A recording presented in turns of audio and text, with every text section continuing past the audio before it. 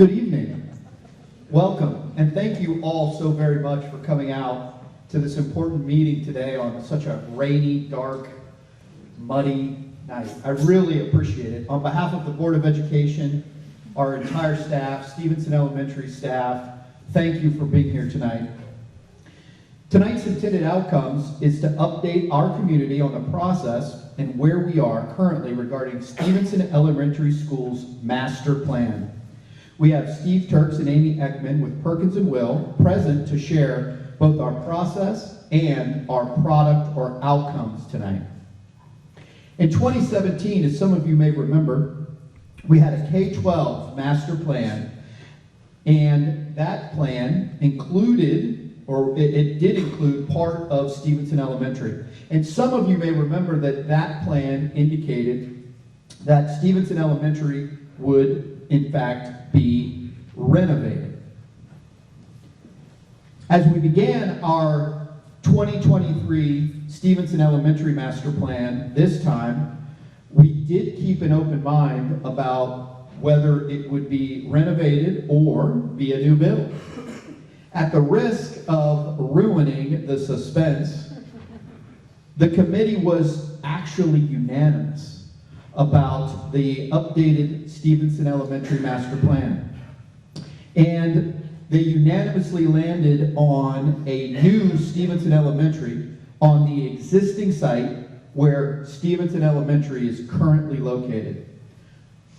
We also did explore multiple alternate locations that included the current 412 campus, additional city park locations.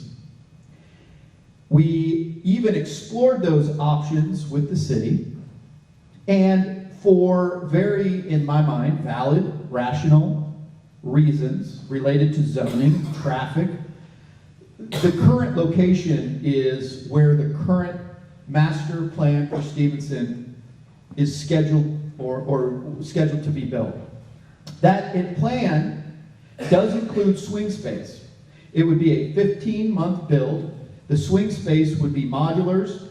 Those modulars would be just south of the brand new Larson Middle School in that large field for 1 year. We have created a facility master plan committee of community members. The first meeting of that plan, or that committee, will actually be held tomorrow. As some of you may also know, we have concluded what I'm affectionately calling a K-12 athletic master plan. So what is a K-12 athletic master plan? So the athletic outdoor complex just north of the existing high school, where the turf field is, the track, the concrete stadium, the baseball field, that is what I'm referring to as the K-12 athletic plan. So there's a master plan for that as well.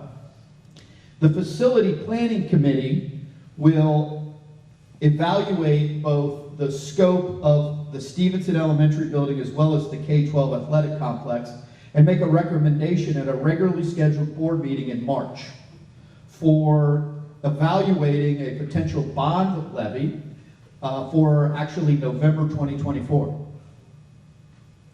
After tonight's presentation, we will be staying around to answer any individual questions that you might have.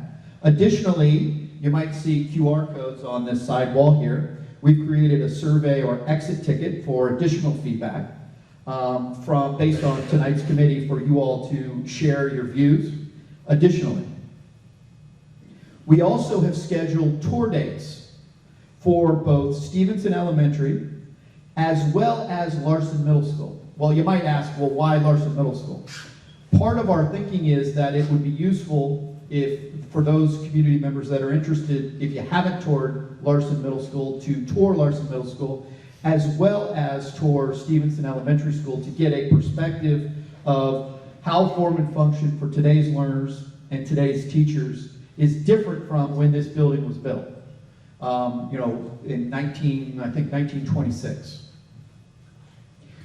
Many of those tours are actually scheduled during the school day. And the reason being, we do have evening tours as well, but part of the thinking there is that we feel like it would be useful to see both Stevenson Elementary as well as Larson Middle School with students in the building, see how it's being used, how the collaboration spaces outside the classrooms are extensions of the learning, how square footage in a classroom matters, square footage in a gymnasium matters, in a cafeteria, and in a media center.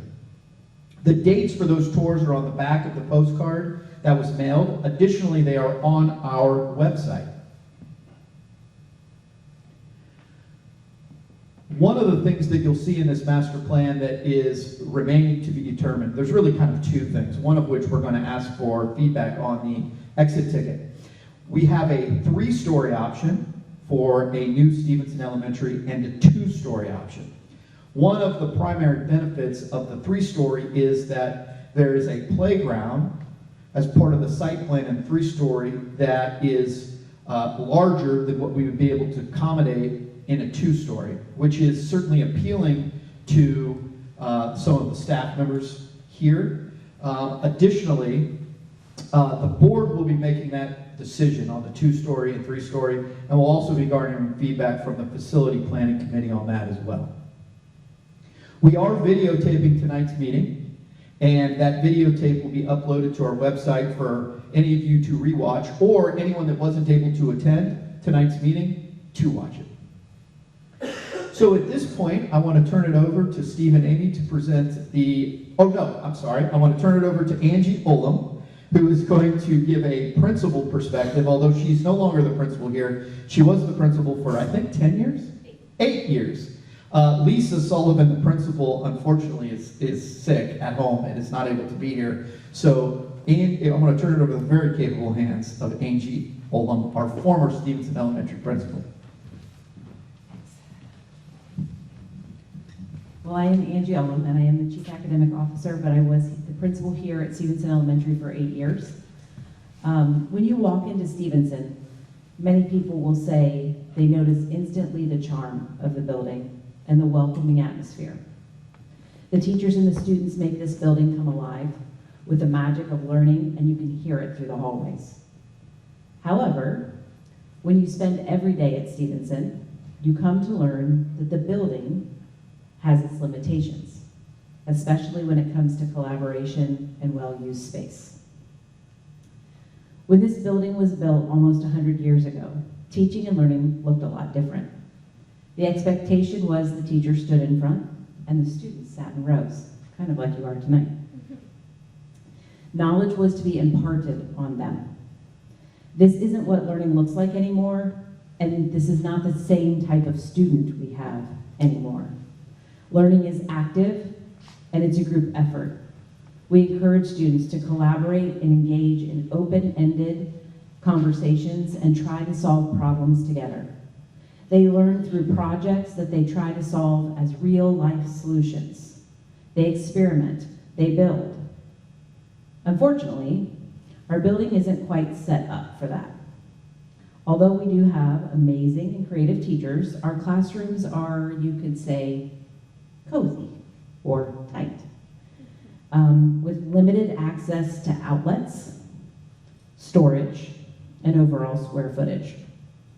An average classroom is about 630 square feet, and it's filled with 20 little bodies, a teacher, tables, chairs, meeting spaces, and a small group table that the teacher uses as a desk as well. This doesn't leave a whole lot of room for students to collaborate, and if you walk the halls, you'll see them collaborating in the hallway, sitting on their wooden lockers where they store their coats and lunches. This is also true of our common spaces, the gym, the cafeteria, and the media center. These spaces also have limited square footage, which makes it really impossible to have a performance and help invite families. And it also has increased the number of lunch periods we have during a day. If you've been to Larson, you've seen the innovative spaces and what it looks like and what students can do and learn in those spaces. Those collaborative spaces are extensions of their classrooms. Students can have the space to work with a collaborative group, but there's also spaces for students to have quiet, individual work time. The classrooms are flexible spaces that can shift and change. They allow for collaboration between teachers, between classrooms and groups of students. It's not uncommon to walk through the halls of Larson and see a grade level with their garage doors up and kids collaborating across subject areas. Lisa and I both agree that this process of thinking about and designing a new Stevenson has been exciting and inspiring. If you ask the kids to do it, they build things like slides off of the roof over to the playground. We've been able to dream about flexible classrooms and common spaces and collaborative spaces, the right size for today's learners and tomorrow's learners. We're excited about the programming and the new possibility that a new building would provide for our students and our staff. So we want to truly thank you for coming tonight and listen, and we look forward to the possibilities of a new Stevenson. Great. Well, welcome all. Again, my name is Steve Turks. I'm an architect with Perkins & Will, and happy to, thrilled to be able to share a little bit about the process that we undertook really over the past summer and into the fall months. We probably should have had this slide up earlier. This is the agenda for this evening. And you know, Angie gracefully substituted for Lacey here, but Amy Eggman, my colleague, and I are going to run you through sort of a summary of the planning. Over the course of the summer, starting back in May and ending in August, we did a series of day-long workshops with administrators from the school district, leadership here from Stevenson, a good collection of teachers here from Stevenson, a couple of community members, and a couple of board members as well, where we really sort of took some time to sort of step back and think about how Stevenson is currently being used, what are its limitations, how could it be improved. As Andy already alluded to, if you could sort of do it all over, how would you do it differently?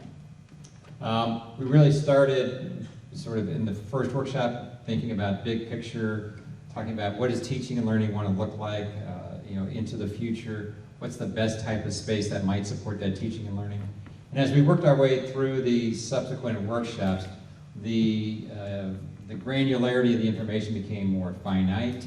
We understood how many spaces, the types of spaces, what sizes are we talking about, how might they fit together in terms of one space relating to another space, and then, you know, how might all of that be collected and organized on the site. We looked at a variety of different options that my colleague Amy is going to run you through. By the time we were done, we had the program finalized.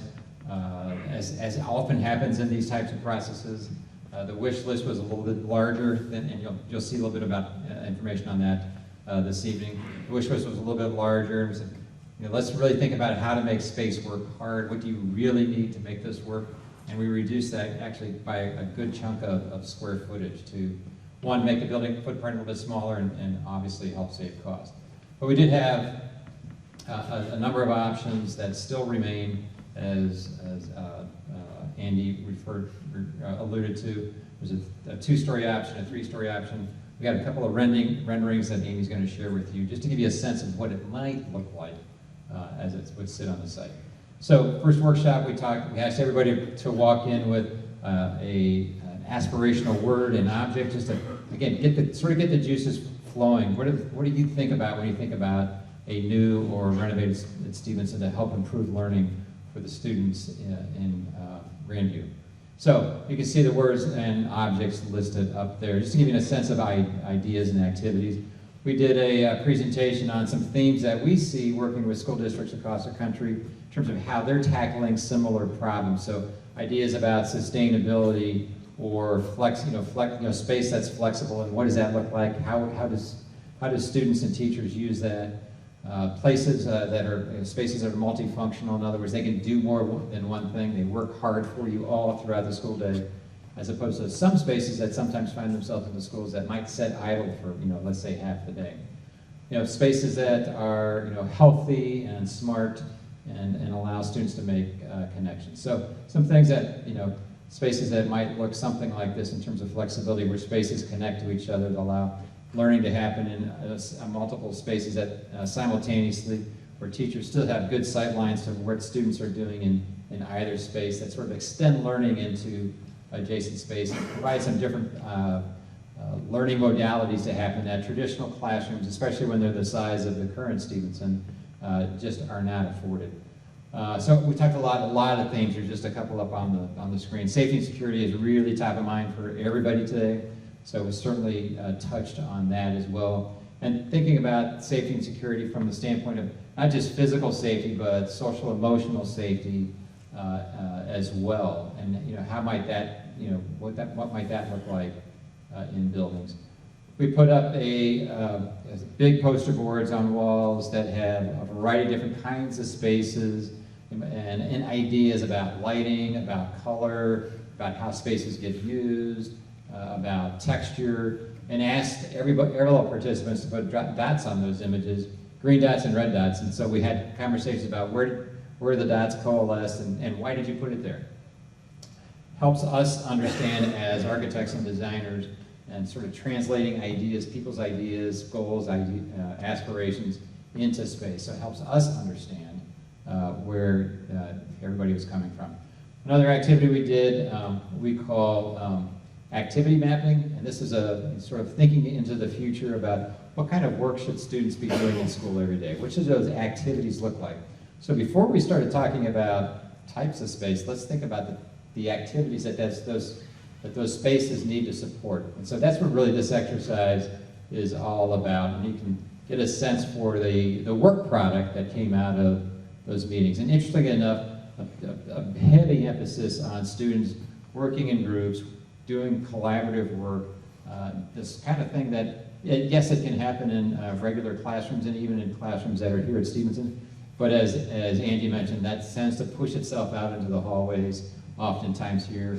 And so trying to think about how, more idealized settings for that was really important. We asked then, okay, now that you've got an idea about activities, let's turn those into spaces, ideas about spaces. And so what you're seeing up on the screen here are different areas that we break our program down into, from those core student academic spaces, group areas 2 to 4 are things like the professional areas, the administrative spaces, community spaces, things like cafeterias and dining areas, and 5 and 6 are visual and performing arts and fitness and wellness types of spaces. So they're sort of listing out, and you can sort of get an idea up on the screen. We made one of these big so that you hopefully might be able to read it. Ideas about flexible seating, collaborative spaces, inside of classrooms, good sight lines, things that were important to them that then helped us translate these ideas into sort of an accounting of space in a spreadsheet form. One of the activities we asked folks to do was think about 10 years from now. You visit a Stevenson Elementary School. You're so struck by what you see that you pen an old-fashioned postcard to a close friend. What do you tell them? And these are the themes that emerge from that. Spaces that are flexible, support collaboration, lots of natural light, good connection to the outdoors, and so forth. So really, important things that help us again as architects and designers as we move into the design phases. Another activity that we ask folks to think about, what are those guiding principles that really should guide the development of the work? And again, flexibility, be centered around the type of work students do, designed for learner success, sustainability, outdoors, natural light came up as really important themes, as did, of course, safety and security, and being fiscally responsible was also a theme that came up. The second workshop, then, we gathered all that information between the workshops, and we pushed it into a spreadsheet form that you see the cover sheet of that to the right. We also did that in a graphic form where every circle that's up there represents a space, and the size of that circle represents the relative size of that space as compared to others. To really help the participants understand, relative, scale of things. So this is the entire spreadsheet for all the spaces that are in the program. And then we asked folks and the participants, okay, what did we get right? What did we get wrong? What would you add? What would you take away? And this is actually their work product on those graphic program analysis sheets. One thing we did want to share this evening is the current building that you're in. You see some spaces here that are shown here on the left side.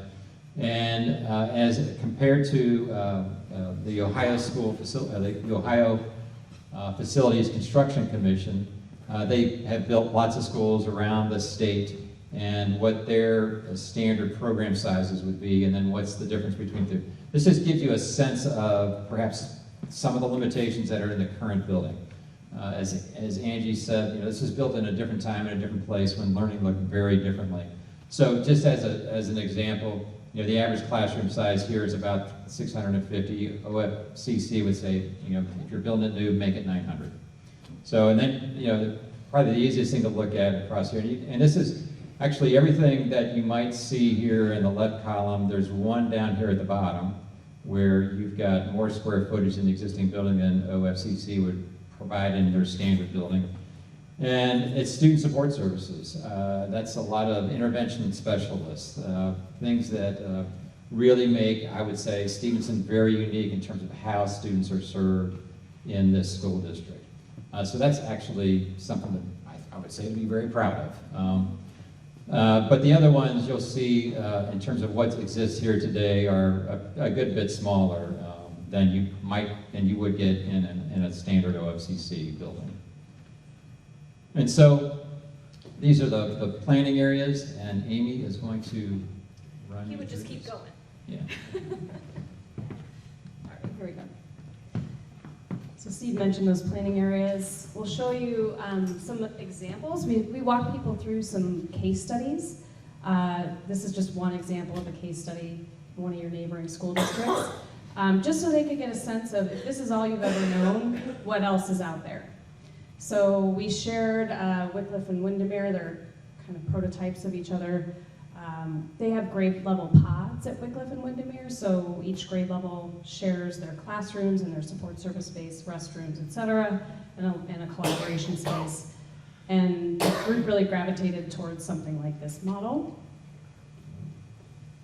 That's what this looks like zoomed in here. Windermere has some operable walls, some garage doors that allow teachers to team teach and allow students to spill out and use that collaborative space. So again, something that really gravitated toward the group. That was just a little security diagram. This is what it looks like. The library is central in Windermere, so just showing what that looks like surrounded by all those classrooms. So just, again, kind of a virtual tour for folks. The final program that came out of the workshops was around 84,000 square feet, and throughout several weeks and months of working with a lot of people and looking at comparisons to OFCC, we came up with a reduction of about, I think this might animate in here, almost 12,000 square feet. And we squeezed it to the point of tolerance, but not intolerance, right? Being good stewards of what we want to do in the future and not being short-sighted about what needs to happen here. After that programmatic exercise, we had the group diagram. They became architects for a few minutes and diagrammed their ideal relationships. So this shows these classroom neighborhood ideas of grouping grade levels and kind of creating little pods of classrooms. This is the existing site. We're in here right now, so you're familiar with it, I assume. It's a tight footprint. If you're not here every day, that red line outlines the site, and it's very small. There's not enough parking currently, but it's something that the school lives with. And there's no playground on the current site, so they use the playground across the street, the Park District playground. That's just a little context of where we're at. There's also quite a bit of slope from the top to the bottom, about 10 feet of slope. Bouncing around here a little bit. So the next step was, what would that site look like with the building on it? And so some ideas from the group, you see their output there, and themes around what would be ideal for that site. So the group at the time was thinking a 2-story building, but as this has developed, potentially 3, because the playground might get a little bigger, as Andy mentioned. Andy mentioned the no renovation solution. Everybody had consensus around the best thing to do would be to build new. I think Andy covered actually a lot of these. So the playground on site and the drop off on site was also something that was really important to the group. So our last workshop, we shared the final product. We shared roughly scaled diagrams of all those programmatic pieces on the site and what that might look like and several different options. And the group coalesced around a couple of different options. So again, the new building, no phasing, 3 stories, that was that option. They did group work, they marked them up, they said what was good, what was bad, what would they change, and we took these back, iterated again, and came up with more options, and that more ideally reflected those small group areas and the classroom, grade level classroom pods that were really desirable. And these were the 2 that landed at the top. So the 2-story option on the bottom left there, and the 3-story option is on the bottom right. This is what they looked like zoomed in. And we've done a little bit of refinement over the last couple of months on these. So you can see in both of these options that the main entry door is relatively around where it is now. This option, the 2-story option, allows for grade level pods to occur a little bit more naturally. The other option has grade levels across from each other or sometimes has specials inserted into those grade levels. It's just the nature of the 3-story option currently. But all of those specials and grade levels are kind of surrounded in this lovely classroom I shouldn't say bar, classroom wing that faces north-south. The gym is divided nicely for community use after hours in both of these options as well. You see the playground in the back and parking actually relatively where it is today. The 3-story option takes the same program elements, allows again for community use after hours and coordinating off of classroom space. And they're just arranged a little bit differently to be able to get a little bit larger playground, a little bit more front sight area on the front door. So it's just a little bit more efficient footprint. Ooh, there it is. Surprise. So just want to couch these renderings saying they're preliminary. We haven't done architecture yet. We haven't designed these yet.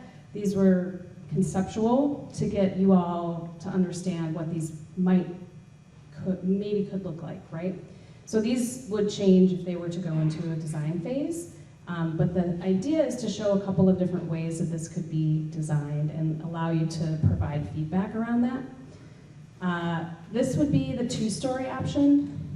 This is looking from high-low to the front door. And this is what we're calling the 2-story traditional style option.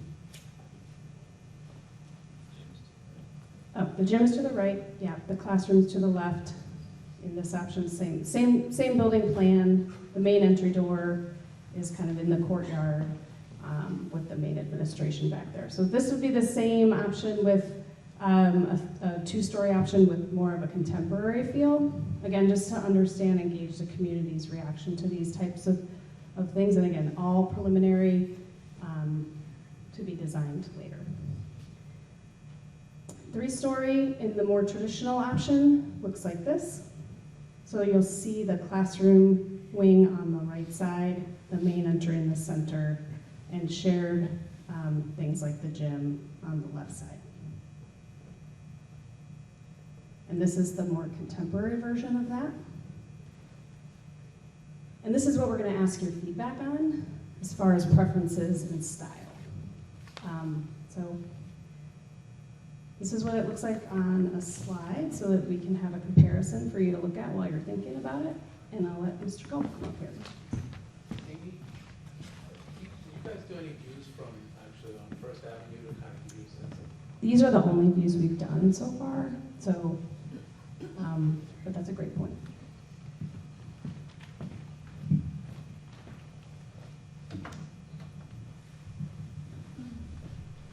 Well, first off, thank you, Steve and Amy, for walking us through that. I hope that, more importantly, you all found that to be informative. Wanted to just thank all of you, first off, for finding time in your busy schedules to be here tonight. We do want your feedback, and on the QR code, not only we're asking for feedback on the contemporary versus traditional options, but we also ask, what is it that you liked? And then additionally, we ask, I don't know that we worded it exactly as I'm about to say, but something along the lines of, what critical feedback do you have? What advice do you have? So all of that can be accessed via the QR code. In terms of next steps, we have assembled a facility planning committee. I believe there are in or around 18 community members on that committee, and their task is going to be to evaluate this option along with corresponding costs and determine or make a recommendation to the Board of Education at our regularly scheduled board meeting in March around the scope of the project. And so at the March board meeting, that recommendation will manifest itself from the facility planning committee.